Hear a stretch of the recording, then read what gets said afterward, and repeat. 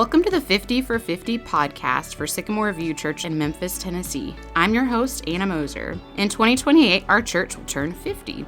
As we look forward to that celebration, we're taking a look back at the stories and people who have shaped our church. 50 stories over 50 months to celebrate 50 years. I encourage you to jump on our website, sycamoreview.org/50-4-50 to watch a short video telling this month's story.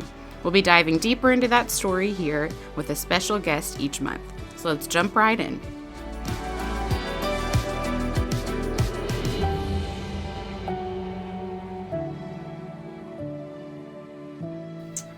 So the month is June, and this month our story is all about the youth ministry at Sycamore View. And I have with us our two current youth ministers. Why don't you guys go ahead and introduce yourselves? Okay, my name is Anica, Irvin, and I'm the female youth minister. We've both been here for almost 3 years. I'm from Middle Tennessee. I went to Lipscomb University, and I was a communications major and a Bible major, and didn't really think I'd end up in youth ministry, but the Lord led me here, and yeah, that's me. Awesome. Yeah, I'm Tyler Irvin. I'm the male youth minister and husband of the female youth minister. Yeah. Big news. But I grew up in Franklin, Tennessee, went to Lipscomb, and then we got married and came to Memphis and have been here for almost 3 years. Mm-hmm. So, yeah. Crazy. Can't believe it's already been almost 3 years. We are recording this at a very not great timing for any of us. It is the week before camp. And also, we're in like a heat wave, and there's no AC up here, so we are sweating it out in the podcast studio. And you guys just got back from Panama, so you're kind of recovering from a trip and preparing from a trip. So thank you for being here today. And we have a new podcast recorder and producer extraordinaire, Megan Leonard over here, who's figuring out all the podcast things. We miss Caroline, but we're glad to have Megan here. So we're all huddled in this very warm room on a Tuesday afternoon, but excited to talk about youth ministry with you guys. Let's talk for a minute about the legacy of youth ministry at Sycamore View. Giants of Joe Godley and Jim Pinkle, Kelly Montgomery, Jenna King, Vaughn Taylor, Logan Thompson all have come before you. Now that you've been here almost 3 years, what's it been like to come into Sycamore View where there has been such a long legacy of youth ministers? It's been really cool to kind of join in. 50 years is a long time, and I think were there 5 names on that list? That's really not that many for 50 years, and so it's a blessing to come into a place where people really have seen a healthy youth ministry and have seen people love teenagers, and that standard has been set. And it's also really cool to still have Jim around and still have Kelly and have relationships with a lot of those youth ministers that aren't in youth ministry anymore, career-wise, but they still love our ministry and love our students and are a part of this family. It's a real honor to get to step into something that's already been so beloved and has been in a lot of great hands of people that we really respect and look up to. Yeah, it was really cool when we first got here of how many people would just kind of talk to us how they've been volunteering with the youth ministry, which I know we'll get to that later, but volunteering with the youth ministry for since Joe Godley was here and on Trek last summer, talking to Carl Helton about how he had climbed all these mountains with Joe Godley, who started Trek for us and had done it with Jim all those years, and now with us. And so it is just really awesome seeing how committed not only those youth ministers were during their time, but just the people in this church valuing youth ministry in that way where they've been walking with students for 20 years, or however long it's been total, 50, almost 50, I guess. Yeah. So, yeah. That's awesome. The main word that was talked about in the video to describe the youth group is uncomfortable, which at first sounds like, okay, kind of strange. But you guys explain it in that, kind of pushing teens out of their comfort zone and just knowing that that's where Jesus calls us, into hard places and places where we grow the most. How do you guys see that in Sycamore View Youth Group, and how do you keep encouraging that? Yeah. Actually, my youth minister growing up had a saying that discomfort produces movement. And so I kind of grew up in a similar youth ministry setting with that idea.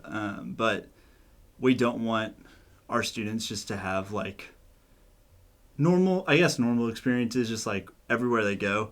But showing them that there's like so many people in so many different places with so many different stories to love them, and that life for everyone does not look like growing up in Memphis. It looks like going and taking them to a fishing village in Panama and having dinner with a family there and trying to like speak English and Spanish with each other while being like eaten up by bugs at the same time.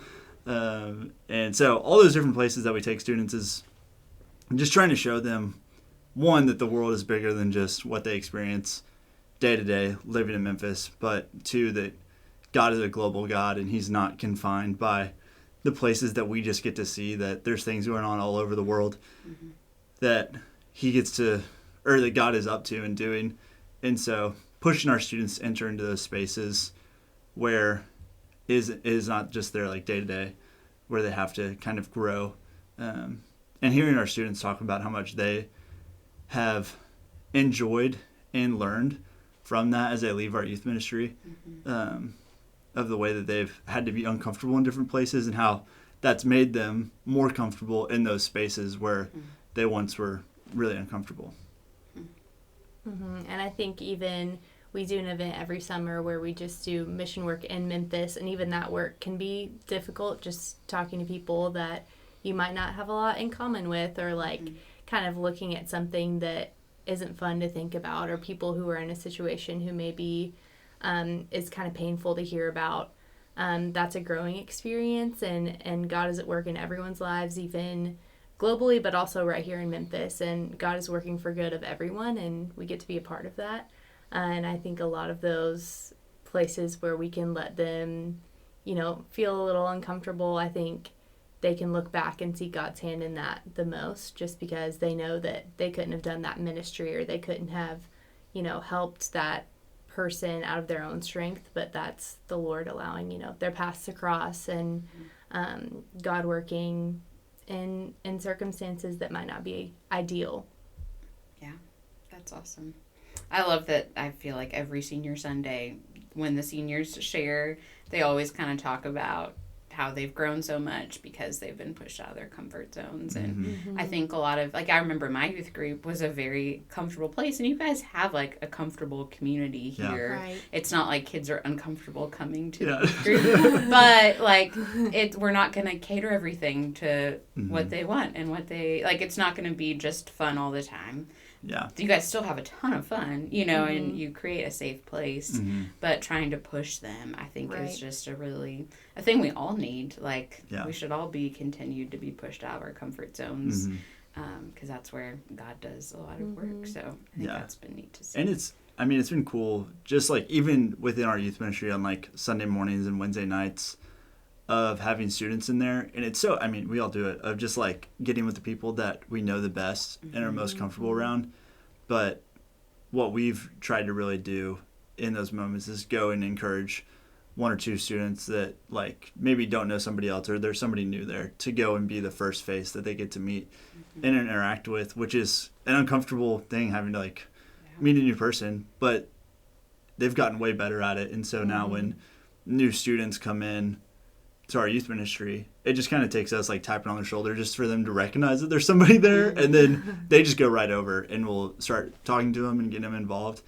So that's a really cool thing, just getting to watch them do that as well. That's awesome. What's been your favorite Sycamore View SVYG event or trip that you've gotten to lead so far? You guys are going back. Yeah. We're trying to figure out who's going first. Yeah. My favorite event, or I guess trip, that we've led so far was Trek last summer. That was our first Trek year, which for Carl Helton, it was like his like 50th, Oh. not 50th trek, but 50th mountain, and he's been on like almost every single trek trip. So it's cool getting to do that with him. But just getting to we both love the outdoors, and I've climbed a whole bunch of mountains, and so getting to take teenagers out there to experience that and to have like a really physically hard challenge and getting to kind of see them navigate that, as well as the like spiritual aspect of that trip of we try, if the weather cooperates with us, to have like a 3-hour solo time where they just go off in the mountain in the area we're in but go off in the woods and just have time with just them and the Lord, and seeing them kind of like struggle with like it's only been 30 minutes and to them that feels like 2 hours. It's like you gotta settle in because this is gonna be a while, but I love that trip. It's like the physical challenge of it, the spiritual like challenging, getting to see the way God's at work and just getting to experience God in a whole new creation that's not the beautiful landscape of Memphis. But that's my favorite trip that we get to take them on. You guys might have to start doing that for like adults in the off years. Yeah. Because I think like last year didn't a ton of adults go on that trip. We had we had to trip. tell a lot of adults no, sadly, just because can't take 50 people into the mountains at once. Yeah, we were already kind of at our max. Yeah. But mine, I love them all, and I love Trek too, but we can't both talk about Trek. Camp, of course, is everybody's favorite, I feel like. And it's really heavy on the brain because we're about to go into camp. But I think it's just really special, especially having, junior camp all the way up to staffers who've been going for forever. It's kind of like a little taste of heaven and very intergenerational, getting to kind of see all those age groups and families and different experiences represented. And they're all kind of taking a break out of their lives to just worship and celebrate and learn about God. And it's just so fun all getting to be together and just have that time to focus on kingdom. And we did for a theme 2 years ago, we did homecoming. And I think about that a lot. I think that was the perfect way to describe camp. It really is homecoming, and it really is like heaven. I feel like it's just we're all focused on being with each other and being with God. So it's hard for that one not to be a favorite. Sure. Yeah, I think anytime we're removed from all the day-to-day stuff and eating a lot of chicken fingers. Yeah, lots. I love camp too. I think it's really special and something that I feel like you guys have been building over the last couple years. I think we really got to start seeing the fruit of this past year was just the worship culture within the youth group and just at all the ages getting more engaged in worship. So I think that's something that I think we're all anticipating God to keep moving in that as we have really just engaging worship time at camp too. So that's going to be awesome. We're saying that over it before it happens. But when this comes out, we will have come back. So we've hopefully already nothing really trust terrible. Worship is awesome. It was great. It was awesome. And a big thing we've mentioned a couple times, and especially when you're talking about like adults that help at camp, we almost have like a 2-to-1 ratio this year of like adults to campers, which is just a dream for anybody running a camp. Like there's just so many people willing to help, and people that take a week of vacation to go serve at a camp is kind of amazing. But throughout the year, there's for our 6th through 12th graders on Sunday mornings, they kind of have the same adult leaders from when they enter the youth group in 6th grade all the way through when they graduate, unless adults move or something happens. But for the most part, like that's a pretty consistent 6 years of getting to be around the same adults, which I think Jim started that like 20 years ago. And some adults have done 2 or maybe 3 runs. Three tours. 3 tours. So what do you see as the fruit of that commitment? I think it's just special to see that because, the adults aren't really, they're just committing to an hour every Sunday, but they're putting in a lot of time of prayer, and a lot of times they're like coming in watching their games or coming in watching their concerts, and they are at camp and they're at retreats and they're at all these different things that we do. And there's no reason you would do that other than really loving Jesus. I think there's not a lot of like risk versus reward. Like there's really not a lot of glory in it. I mean, we thank them, of course, and we love them, but you know, it's not glamorous. It's just being with students, and I think especially for the ones who have done it 2-3 times, it's special to see that they just keep re-signing up and keep getting new, you know, crops of middle schoolers because they love the Lord so much that they want to be sure that our students see that and pick that up and are able to learn from them. And for us, I think from our perspective, it's a real blessing and comfort to know that when we are teaching on Sunday or when we're, you know, setting up a retreat or whatever, we don't have to do everything perfectly because there's a lot of volunteers that we trust and that really love the kids, and they're going to speak truth to them, and they're going to make sure that whatever we're trying to say to them connects. And I think just that they just mirror that love of Christ, that you didn't really do anything for me to love you like this, but I'm going to show up every Sunday for 6 years because I think you're worth that. So it's just special to see adults come back again and again. Yeah.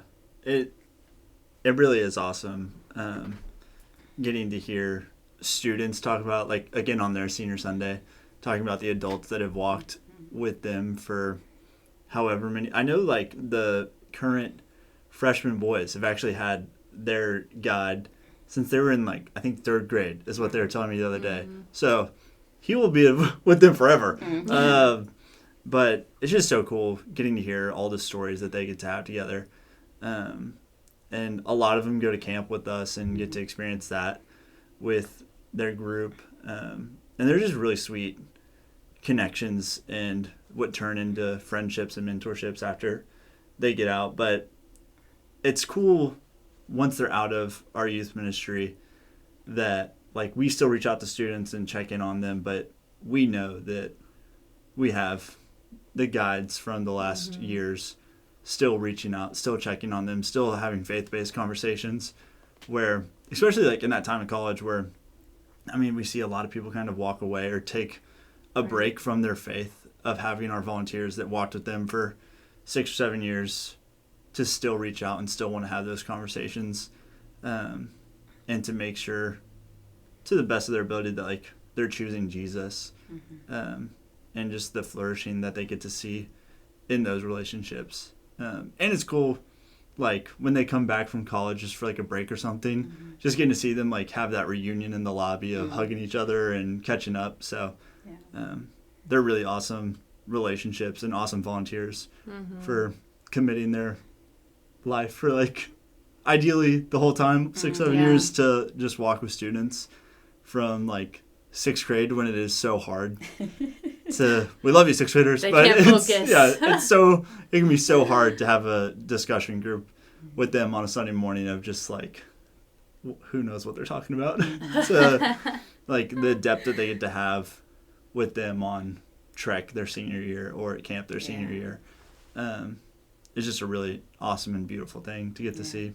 It's a big investment. The sticky faith, isn't that, like, the principle was, like, they did study and research that, like, if a teen has, like, 4 or 5 adults other than their parents, because parents, I think that's a big part of both of our ministries, is, like, want to come alongside parents and really see parents as, like, the forming center of their child's faith development. But, like, they can't do it alone. And I think a lot of parents really appreciate that there's other adults who can talk to their kids about faith things and life things, and so it's not always falling just on the parents. They feel like they have a whole team of people, so that if there's a moment when a teenager doesn't really want to talk to their parents about something, they know that there's an adult at church that is loving them and listening to them and walking them through it, when the parents need to lean on someone else. So I think that that's really neat. Okay, last question I've been asking everybody is to kind of share, like, a hope or prayer that you have for our church as we continue to move forward into hopefully the next 50 years of our church. So specifically for you guys, like, what's your hope and prayer for the youth ministry as you continue to move into the future? I think recently what I've been praying, and I feel like it'll hold up for 50 more years, I guess. I just pray that students have an encounter with God that they walk away from and are changed. I feel like it's really easy to have experiences with God when you're young and then later look back at them and kind of forget or like discount them or think, that couldn't have been God. It was something else. So my prayer for students is that we're able to make space for them to have encounters with God and that the encounter, produces something that is changing to their day-to-day and that's fruitful. And I would also just pray that this is a place where people can see walking with the Lord as something that brings freedom and joy, because I think it can be seen as restricting, which is, it's the opposite. Like true freedom is when you're in God's will and when you're, with God. So I hope that this is a place where they see freedom and joy in Christ and they're able to see it for what it is. Yeah. I would say probably going along with our core value of giving the next generation a compelling story to live into. Nice. Yeah. Throw that in there. But that there's a lot of stories in the world to be a part of and join in on. But the story of Jesus is the one that is going to bring the most life to you. It's not going to be, and we tell our students this all the time, like choosing Jesus does not mean you're going to have like the nicest life or this is not the road to like what comfort or what the world sees as like success, but there's like deep beauty and deep truth and deep life that you get to have when you walk with Jesus day in and day out. And I think our students right now, what's in the air, I guess, is like they're starting to really see that, and getting to have conversations with students where they want to like share Jesus more in their schools. They want to talk about Jesus more, just like one-on-one with each other. And I know there's a bunch of guys right now that are trying to figure out like how to do a like Bible study or just like all be reading scripture and keeping each other accountable through that. And so my prayer, I guess, in like deep hope is that they just continue to choose the story of Jesus, and they get to see, again, going back to all those volunteers, that like these volunteers have chosen the story of Jesus and they get to walk each week with them, seeing what it looks like to choose Jesus every day. And it's not, again, not a restrictive walk, but like true life, true freedom when we're choosing Jesus and choosing to walk and live in that story.